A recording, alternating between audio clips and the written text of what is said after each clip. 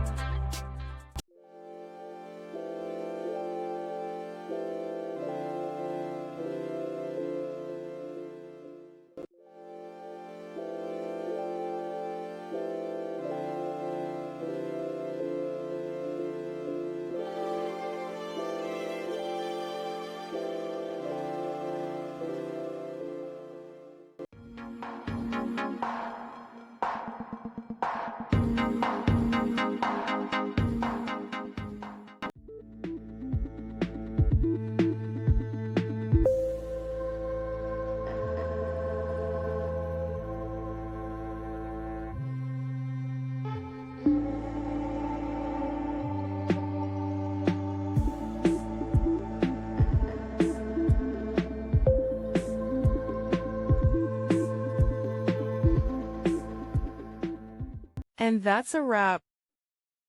I hope you found the answer you were looking for. If you did, take a second to hit that subscribe button. It really helps out. And let me know in the comments which solution worked best for you. See you next time in the debug zone.